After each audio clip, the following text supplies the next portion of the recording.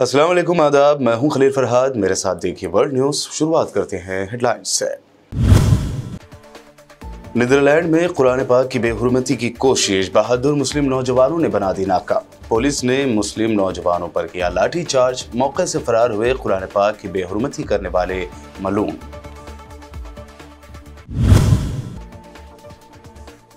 गजा जंग में शहीद फलस्तीनियों की तादाद 24,000 से हुई ज्यादा। गजा में बड़ी तबाही मचाकर इसराइली फौजियों की वापसी का सिलसिला हुआ शुरू। 36वें डिवीजन इसराइल वापस।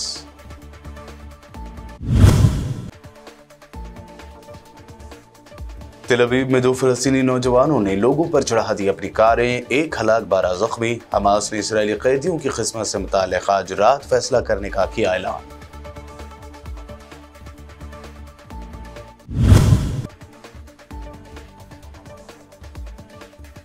ज्ञानवापी मस्जिद को लेकर सुप्रीम कोर्ट ने जारी किए नए अहकामात। हिंदू फरीक की मांग कबूल करते हुए वजू खाने की सफाई की दी मंजूरी।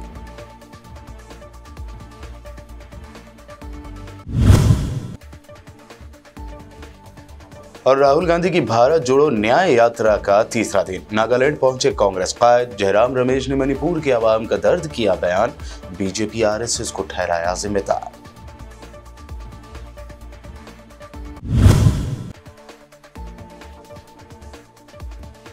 अपोजिशन की अलायंस इंडिया का बीजेपी से 18 जनवरी को होगा पहला मैच। आप लीडर राघव चड्ढा का ऐलान। बीजेपी को करारी शिकस्त मिलने का किया दावा। ये थी हेडलाइंस। बढ़ते हैं खबरों की तफसील की जानिब। नीदरलैंड में कुरान पाक की बेहुरमती की कोशिश नाकाम बना दी गई।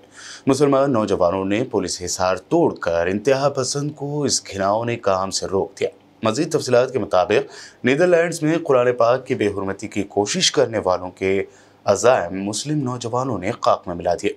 मुस्लिम नौजवानों ने पुलिस हिसार तोड़कर इंतहा पसंद को कुरान पाक की तौहीन से रोका तो पुलिस नौजवानों पर टूट पड़ी और लाठीचार्ज किया। गैर मुल्की मीडिया रिपोर्ट्स ने बताया कि राइट विंग के इंतहा पसंद अफराद कुरान पाक की बेहुरमती करना चाहते थे। कुरान पाक की बेहुरमती की कोशिश करने वाले अफराद मौके से ही फरार हो गए।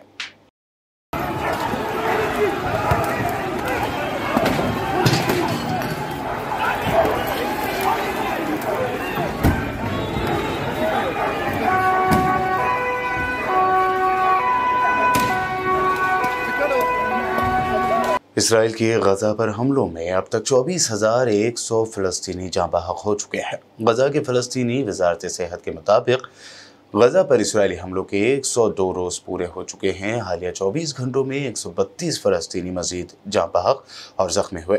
इस के नतीजे में अब तक मजमूई तौर पर 24,100 फ़लस्तीनी जाँ बहक और करीब 61,000 फ़लस्तीनी ज़ख्मी हो चुके हैं। हुकाम का कहना है कि जख्मियों में से बाज़ ताहाल मलबे तले दबे हुए हैं या सड़कों के किनारे मौजूद हैं, जिन तक रसाई में मुश्किल पेश आ रही है। इसराइल ने गजा से 36वें डिवीज़न को वापस बुला लिया है। ये डिवीज़न गजा में लड़ने वाले 4 फौजी डिवीज़नों में से एक है, जबकि बाकी 3 डिवीज़न एनक्लेव में रहेंगे। 36वें डिवीज़न आराम और तरबियत के लिए इसराइल वापस आएगी। इससे पहले कि ये फैसला किया जाए कि आया इसे दोबारा तैनात किया जाएगा या नहीं। इस डिवीज़न ने नॉर्थ गजा में काम किया है, जो इसराइल की शदीद तरीन बमबारी का मंजर है, जहां हज़ारों फ़लस्तीनी शहीद हुए हैं। इसराइली मीडिया ने डिवीज़न में इसराइली फ़ौजियों के इनक़ला का जश्न मनाते हुए फुटेज शेयर की।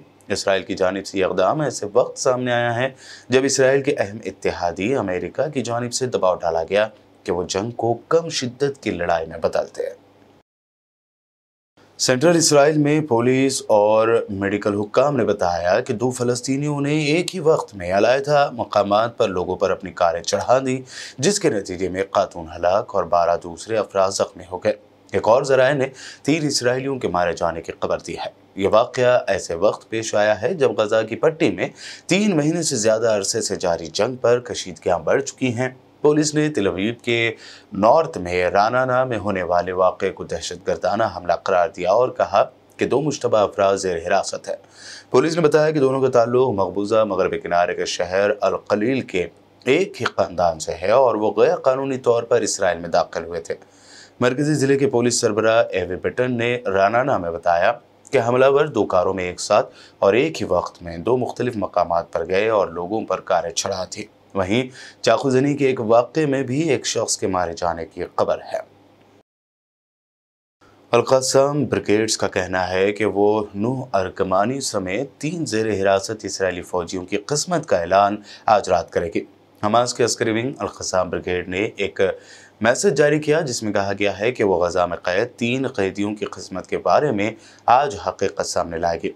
टेलीग्राम चैनल पर पोस्ट किए गए पैगाम के साथ एक वीडियो भी थी जिसमें कैदियों को इसराइली हुकूमत के लिए पैगाम देते हुए सुना गया है। हमास ने कहा कि इससे कबल इसका कुछ कैदियों से राब्ता टूट गया जब इसराइली फोर्सेज ने गज़ा पर गोलाबारी की। हो सकता है वो बमबारी में मारे गए हों। सियोनी जंगी काबीना के रुकन ने इसराइली वज़ीर-ए-आज़म नेतन्याहू को आड़े हाथों लेते हुए कहा कि बस अब खुद से झूठ बोलना बंद करना होगा। कैबिनेट मीटिंग में इसराइली मिनिस्टर एज़नकोट का कहना था कि वक्त बहुत तेज़ी से हमारे हाथों से निकलता जा रहा है। हर गुजरते दिन के साथ इसराइली यरगमालियों की ज़िंदगी को खतरात बढ़ते जा रहे हैं। सियोनी जंगी काबीना के रुकन ने कहा कि बस हो गया, अब हमें खुद से झूठ बोलना बंद करना होगा। यरगमालियों को छुड़वाने के लिए हमें अपनी मनसूबाबंदी या हिकमत अमली तब्दील करना होगी। याद रहे कि इसराइली वज़ीर एज़नकोट का बेटा और भतीजा गज़ा में हमास के खिलाफ लड़ते हुए हलाक हो गए थे। उधर ईरान ने खबरदार किया है कि अमेरिका गज़ा में इसराइल के जराइम की हिमायत जारी रखते हुए किसी से सब्र और तहम्मुल का मुज़ाहरा करने का मुतालबा नहीं कर सकता। आलमी खबर रसाई इदारे के मुताबिक ईरान के वज़ीर ख़ारजा अमीर अब्दुल्लाहियान ने जिनेवा में होने वाली इंसानी हुकूक़ के आलमी एलामिया की 75वीं सालगिरह की याद में मुनक़्क़दा तक़रीब से खिताब में मुतालबा किया कि आलमी क़ुव्वतें गज़ा जंग का सिफारती हल निकालें। ईरानी वज़ीर ख़ारजा हुसैन अमीर अब्दुल्लाहियान ने अमेरिका को मशवरा दिया कि इसराइल के ज़वाल पज़ीर वज़ीर-ए-आज़म के जंगी जराइम की हिमायत करके अपनी सलामती और कौमी मफादात को नुकसान न पहुँचाए।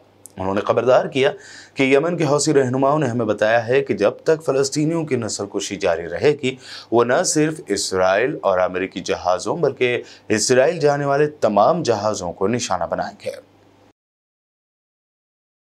इराक़ की इस्लामी मज़ाहमत ने अरबेल में इसराइली हुकूमत के 8,200 जासूसी यूनिट के एक हेडक्वार्टर को ड्रोन तैयारे से निशाना बनाए जाने की खबर दी है। ज़राए का कहना है कि इसराइल के जासूस नए ईस्वी साल का जश्न मनाने के लिए इराक़ के सूबे सलाहुद्दीन के तफरीही मकाम अरबेल में जमा हुए थे। इस ड्रोन हमले में 7 इसराइली जासूसों में से 3 ऑफिसर के हलाक होने का दावा ईरानी ज़राए ने किया है। इराक़ की इस्लामी मज़ाहमत गज़ा में फ़लस्तीनी अवाम की हिमायत के लिए अल-अक़सा तूफ़ान जंग के आगाज़ से ही इराक़ और सीरिया में अमेरिकी और इसराइली अड्डों को निशाना बना रही है।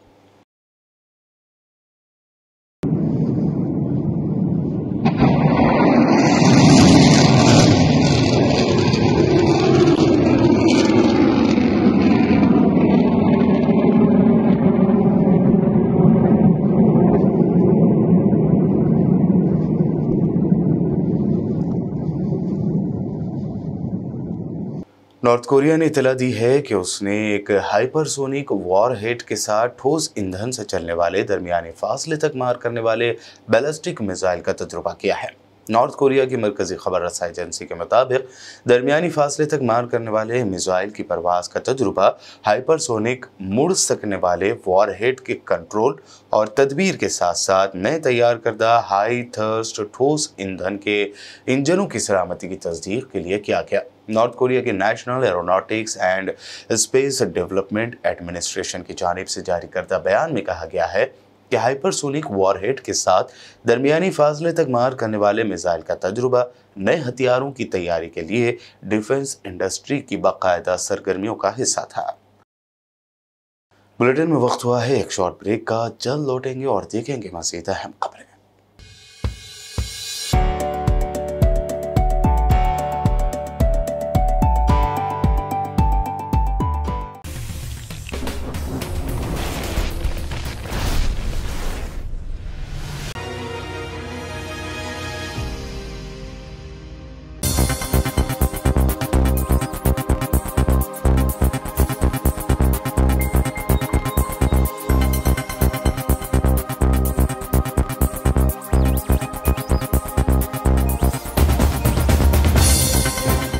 ब्रेक के बाद आगे बढ़ते हैं और अब देखते हैं मज़ीद अहम खबरें। उत्तर प्रदेश के वाराणसी में ज्ञानवापी मस्जिद में मौजूद वजू खाने की सफाई को लेकर सुप्रीम कोर्ट ने अहकामात जारी किया है। सुप्रीम कोर्ट ने वजू खाने की सफाई के लिए मंजूरी दे दी है। सुप्रीम कोर्ट ने हिंदू फरीक के मुतालबे पर यह हुक्म दिया है और कहा है कि वहां पर साफ सफाई का काम जिला ओहदेदार यानी डीएम की निगरानी में किया जाएगा। मजलिस इत्तेहादुल मुस्लिमीन के सदर असदुद्दीन ओवैसी ने एक जलसे आम से खिताब करते हुए अपील की कि मुसलमान अपने मसाजिद और मदारिस की हिफाजत करें। मस्जिदों की हिफाजत करिए। मौजूदा दौर में जो हुक्मरान हैं वो पूरी कोशिश कर रहे हैं कि मस्जिदों को गैराबाद कर दिया जाए, मस्जिदों की अहमियत को कम करके रख दिया जाए, मुसलमानों को इस्लाम से दूर कर दिया जाए। इसलिए हमारी जिम्मेदारी है कि हम मस्जिदों की हिफाजत करें। और कुदरत हम और आप से पुकार पुकार कर कह रही है कि तुम एक मस्जिद को खो चुके, वो तुम्हारी गफलत की वजह से हुआ था। अगर आप होश के नाखून नहीं लेंगे तो फिर ये तमाम जो लोग आज इक़्तिदार की कुर्सियों पर बैठने वाले ये जालिम लोग हैं, ये हमारी मस्जिदों पर ललचाई हुई नजरों से देख रहे हैं। वो जानते हैं कि मुसलमान को मस्जिद से दूर कर दो फिर ये निहत्ता हो जाएगा। तो इसलिए बहुत जरूरी है मेरे अजीज दोस्तों और नौजवानों और माँ बाप, अकेले मत जाइए मस्जिद को, अपनी औलाद को साथ लेकर जाइए। सिर्फ जुमे के दिन नहीं बल्कि हर वक्त की नमाज मस्जिदों में अदा करिए। अपनी मस्जिदों को आबाद रखिए, दीन इस्लाम पर फख्र करिए, कुरान और सुन्नत पर अमल करिए। अपने कांग्रेस कायद राहुल गांधी की भारत जोड़ो न्याय यात्रा का आज तीसरा दिन है। आज सुबह उन्होंने नागालैंड के लोगों के दरमियान पहुंचकर उनसे बातचीत की।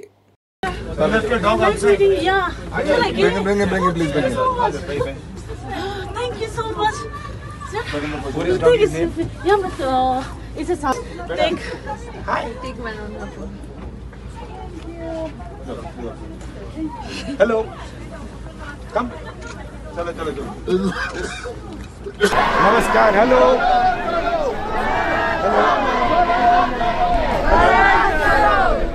हेलो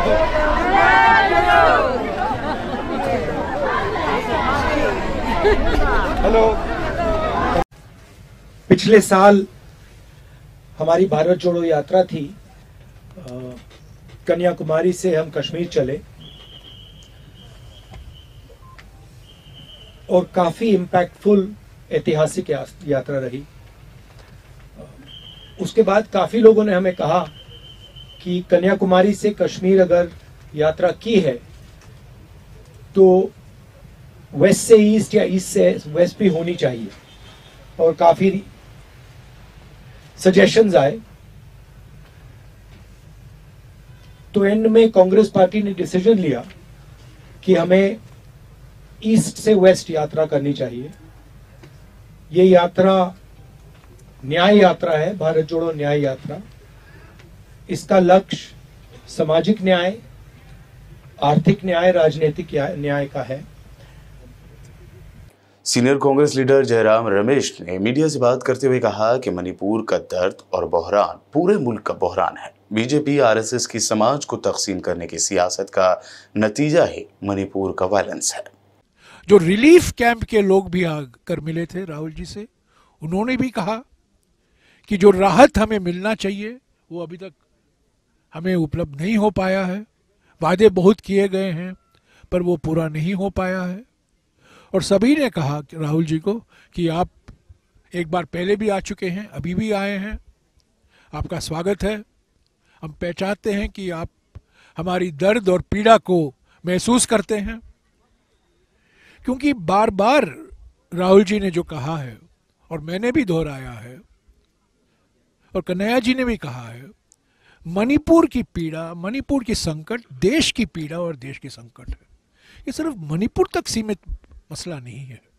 ये बंटवारे की राजनीति जो की गई है, ध्रुवीकरण की राजनीति जो की गई है, समाज को बांटने की राजनीति जो विश्वास रखती है आरएसएस और बीजेपी, उसी का नतीजा हम देख रहे हैं। फरवरी 2022 में मैं इम्फाल में 1 महीने तक रुका था जब चुनाव चल रहा था। भारतीय जनता पार्टी को 2/3 बहुमत मिली। 2/3 अभूतपूर्व जनादेश मिला उनको। और देखिए 1 साल के अंदर वो जनादेश क्या हुआ। 3 मई से आप देख रहे हैं मणिपुर में जो सामाजिक सद्भावना दिखाई दे रहा था वो बिगड़ गई है।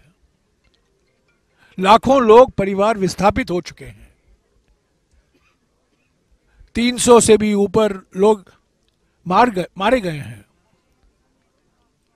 तो इस वातावरण में भारत जोड़ो न्याय यात्रा का आना, सभी समुदाय के लोगों ने इसका स्वागत किया है कल और आज सुबह। और राहुल जी ने एक ही बात कही। राहुल जी यात्रा के समय बोलते कम और सुनते ज्यादा, ये उनकी विशेषता है। उन्होंने ज्यादा कुछ कहा नहीं, वो सुने और उन्होंने कहा कि जो मांगे रखी गई हैं उनके सामने जरूर उस पर कांग्रेस पार्टी विचार करेगी। एनएसयूआई इंचार्ज और नौजवान कांग्रेस लीडर कन्हैया कुमार ने राहुल गांधी की भारत जोड़ो न्याय यात्रा के बारे में बताते हुए आवाम से नाइंसाफी के खिलाफ जद्दोजहद करने की अपील की। राहुल जी कह रहे हैं कि डरिए मत, सहिए मत, अन्याय के खिलाफ संघर्ष कीजिए। और यह जो भारत जोड़ो न्याय यात्रा है, इसमें आप भी न्याय योद्धा बन करके, मैं कहता हूं कि इस देश के आम आवाम को अपना स्वर्णिम इतिहास याद करने की जरूरत है।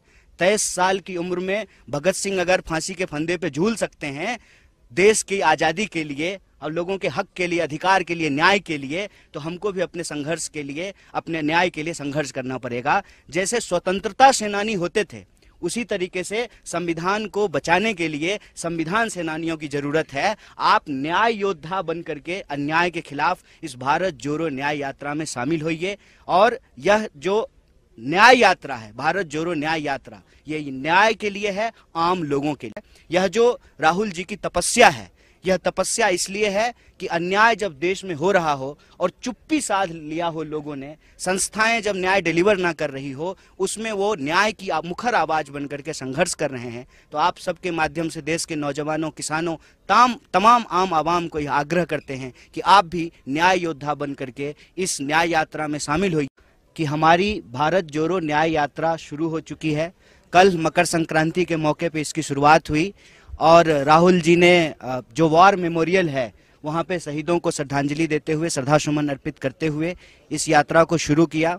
और आज हमारा यात्रा का दूसरा दिन है और मणिपुर से हम लोग अब नागालैंड की तरफ बढ़ रहे हैं।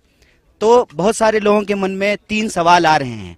पहला कि भारत जोड़ो यात्रा क्यों कर रहे हैं, दूसरा भारत जोड़ो न्याय यात्रा मणिपुर से क्यों शुरू किया जा रहा है, और तीसरा कि भारत जोड़ो न्याय यात्रा से हम क्या हासिल करना चाहते हैं।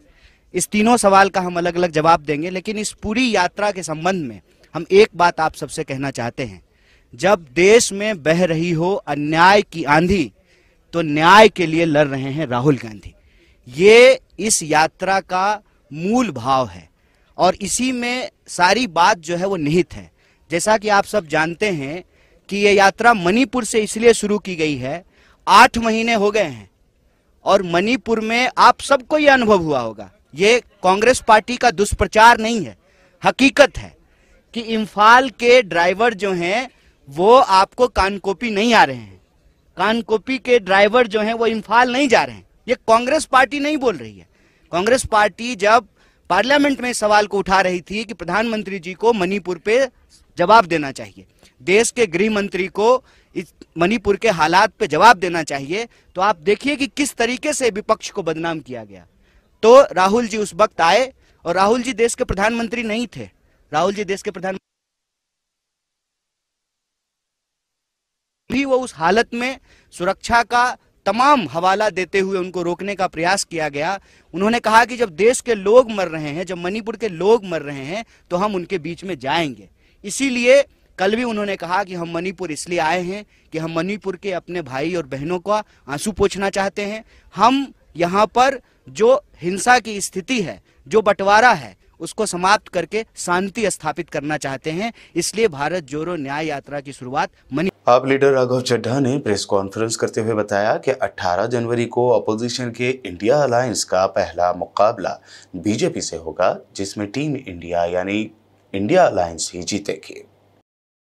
इंडिया गठबंधन अपना पहला चुनाव लड़ने जा रहा है,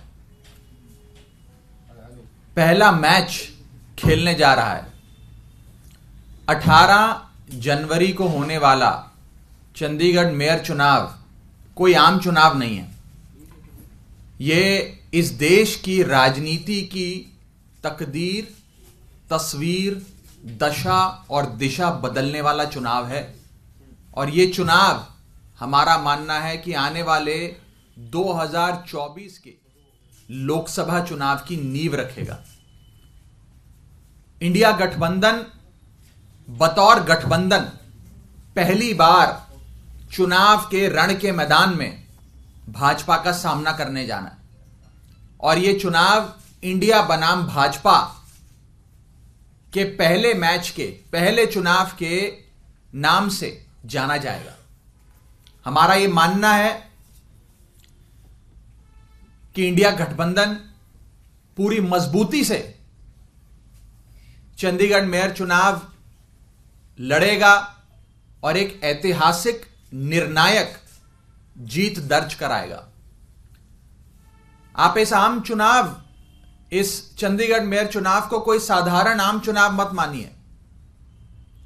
यह एक ऐसा चुनाव है जिसमें पहली बार मुकाबला सीधा इंडिया बनाम भाजपा होने जा रहा है। और हमारा यह मानना है कि जीत दर्ज कराने के बाद इंडिया गठबंधन का यह जीत रूपी रथ चंडीगढ़ तक ही सीमित नहीं रहेगा। यह कश्मीर से लेकर कन्याकुमारी और मणिपुर से लेकर मुंबई तक जाएगा। नौजवान कांग्रेस लीडर दीपेंद्र सिंह हुड्डा ने प्रेस कॉन्फ्रेंस करते हुए दावा किया कि मोदी सरकार ने एग्रीकल्चरल बजट में बड़ी उलटफेर की है।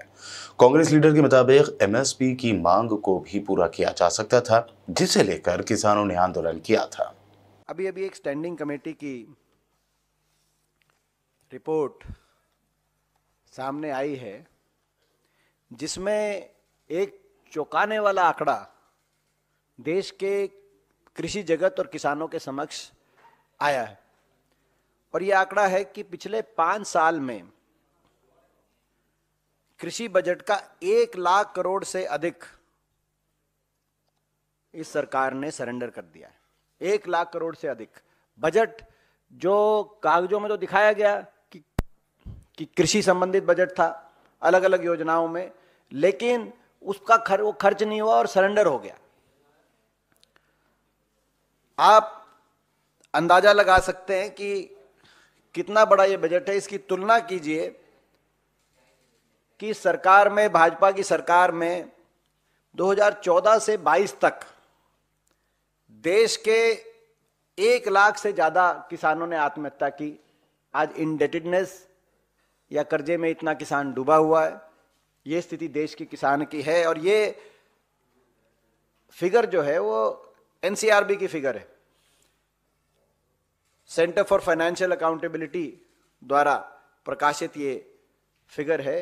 1 लाख से ज्यादा किसानों ने आत्महत्या करी एक तरफ, ये यानी कि हमारे देश में हर रोज मजबूर होकर 30 किसान आत्महत्या कर रहे हैं। ये जो 1 लाख करोड़ का जो कृषि बजट जो सरकार ने खर्च नहीं किया और सरेंडर कर दिया वापस, ये वही बजट था। क्या ये कुछ राहत देकर किसानों को, इतने किसानों को अपनी जान की कुर्बानी देने से नहीं रोका जा सकता था? आपको याद होगा जब कांग्रेस पार्टी की सरकार थी तो 72,000 करोड़ के किसान के कर्जे माफ हुए थे और किसान को बहुत बड़ी राहत उस समय देश के किसान को देने का काम कांग्रेस पार्टी ने उस समय किया था, यूपीए सरकार के समय। मगर यहां तो किसान का तो कोई कर्ज माफी हुई नहीं पिछले 10 वर्ष में। हाँ, ये सही है कि बड़े बड़े उद्योगपति घरानों के 14.5 lakh crore corporate loan wave of, 14.5 lakh crore के कर्जे माफ। बड़े बड़े उद्योगपति घरानों के तो हुए, किसान के कोई कर्जे माफ नहीं हुए। और उल्ट, जैसे मैंने कहा कि किसान कृषि संबंधित जो बजट भी था जो दिखाया गया, वो भी उस बजट में भी जो 1 लाख करोड़ खर्चा नहीं गया वो वापस हो गया, जिसमें से 21,000 करोड़ तो इस पिछले वर्ष का है। पिछले वित्तीय वर्ष में 21,000 करोड़ जो बजट दिखाया गया कृषि संबंधी वो खर्चा नहीं गया, वो सरकारी खजाने में लौटाया। क्या सरकारी खजाने में इसलिए लौटाया जा रहा है कि कॉर्पोरेट के और कर्जे माफ हों और किसान पे और मुश्किल और यातनाएं आए। आखिर में हेडलाइंस पर डालते हैं एक और नजर। नीदरलैंड में कुरान पाक की बेहुरमती की कोशिश, बहादुर मुस्लिम नौजवानों ने बना दी नाकाम। पुलिस ने मुस्लिम नौजवानों पर किया लाठीचार्ज, मौके से फरार हुए कुरान पाक की बेहुरमती करने वाले मलूम।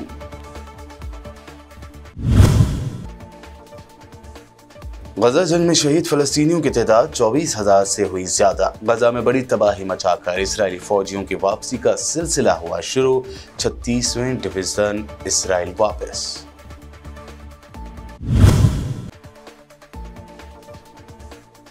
तेल अवीव में 2 फलस्तीनी नौजवानों ने लोगों पर चढ़ा दी अपनी कारें, 1 हलाक 12 जख्मी। हमास ने इसराइली कैदियों की किस्मत से मुताल्लिक आज रात फैसला करने का किया ऐलान।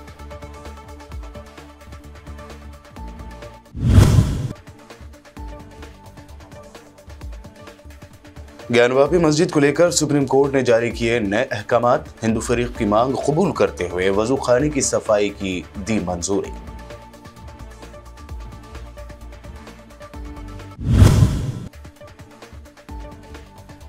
और राहुल गांधी की भारत जोड़ो न्याय यात्रा का तीसरा दिन। नागालैंड पहुंचे कांग्रेस कायद। जयराम रमेश ने मणिपुर के आवाम का दर्द किया बयान। बीजेपी आरएसएस को ठहराया जिम्मेदार।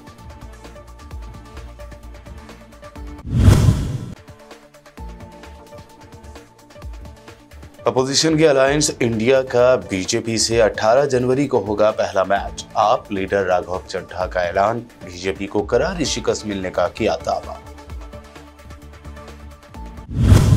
वर्ल्ड न्यूज में ये थी अब तक की अहम इंटरनेशनल और नेशनल न्यूज। देखते रहिए बीबीएन चैनल।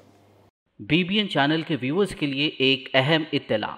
अब बीबीएन चैनल का टेलीकास्ट भारत भर में हो रहा है। हमारे व्यूअर्स भारत में कहीं भी टीवी पर अब बीबीएन चैनल देख सकते हैं। स्क्रीन पर बीबीएन चैनल की टेलीकास्ट डिटेल्स दस्तयाब हैं।